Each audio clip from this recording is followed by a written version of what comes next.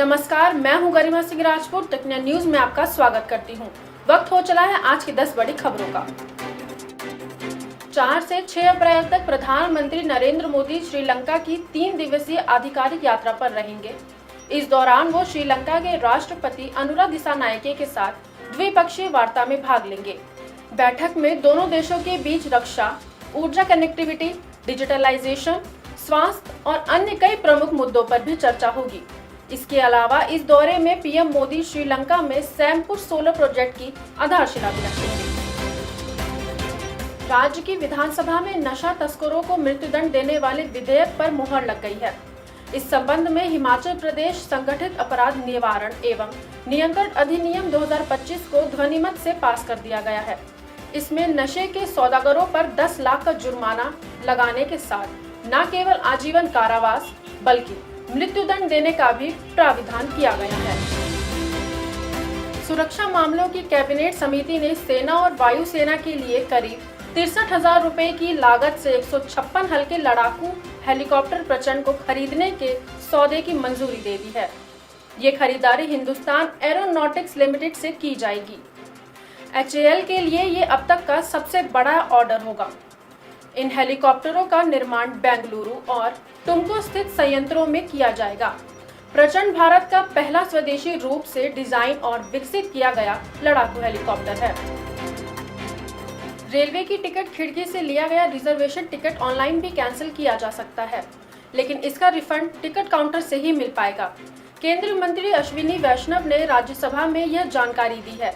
Rail मंत्री ने स्पष्ट किया है कि अगर कोई यात्री रेलवे के टिकट काउंटर से कराया गया रिजर्वेशन कैंसिल करना चाहता है तो वो IRCTC वेबसाइट या रेलवे कॉलिंग नंबर 139 के जरिए अपना टिकट कैंसिल कर सकता है, लेकिन इसका रिफंड पाने के लिए यात्रियों को बुकिंग काउंटर पर टिकट जमा करना होगा।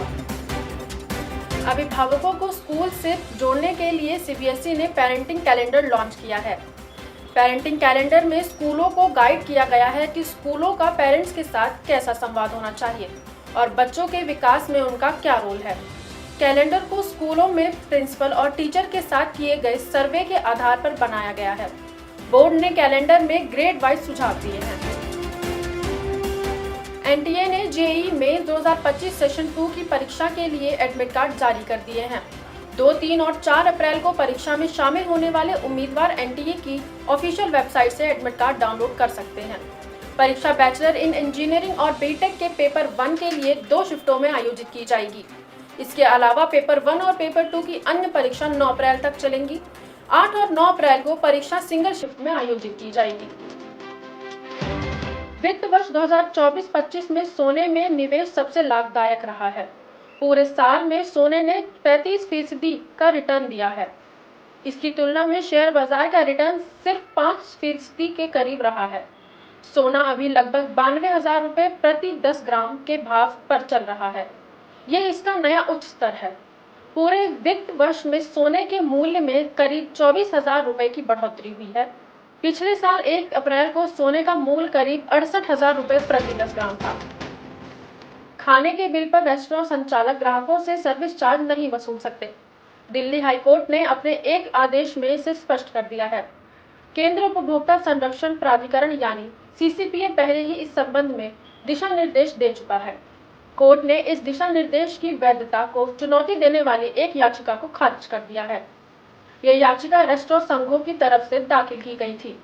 CCPA के दिशा निर्देशों की वैधता को बरकरार रखते हुए कोर्ट ने स्पष्ट किया है कि खाने के बिल पर सर्विस चार्ज स्वैच्छिक है और रेस्टोरेंट इसे ग्राहकों से जबरन नहीं वसूल सकते।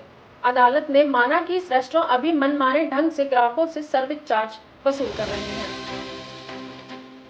शनिवार को IPL क्रिकेट में रॉयल चैलेंजर्स बेंगलुरु ने चेन्नई सुपर किंग्स के खिलाफ सीजन का पहला मुकाबला खेला। इस दौरान चेन्नई की टीम को 50 रनों से हार का सामना करना पड़ा। मुकाबला चेन्नई के MA चिदम्बरम स्टेडियम में खेला गया। मैच में पहले बल्लेबाजी करने उतरी रॉयल चैलेंजर्स बेंगलुरु ने 20 ओवर में 7 विकेट गंवाकर 196 रन का स्कोर खड़ा किया। वहीं जवाबी पारी में चेन्नई सुपर किंग्स 146 रन ही बना सकी और 50 रनों से मैच हार गई। सुपरहिट क्रिश फ्रेंचाइजी की अगली फिल्म का निर्देशन खुद ऋतिक रोशन करेंगे। क्रिश सीरीज की पिछली 3 फिल्मों के निर्माता निर्देशक रहे राकेश रोशन ने अपने बेटे ऋतिक के साथ इंस्टाग्राम पर एक तस्वीर शेयर कर खुद ही इस बात की जानकारी दी है। राकेश रोशन ने लिखा है कि 25 साल पहले उन्होंने ऋतिक को बतौर कलाकार लॉन्च किया था और अब वही ऋतिक को एक निर्देशक के तौर पर भी लॉन्च कर रहे हैं। क्रिश सीरीज की अगली फिल्म क्रिश 4 राकेश रोशन आदित्य चोपड़ा के साथ मिलकर बना रहे हैं। आदित्य चोपड़ा ने ही ऋतिक से निर्देशन की कमान संभालने को कहा है। फिल्म अगले साल फ्लोर पर जाएगी। फिल्म की कहानी तैयार हो चुकी है।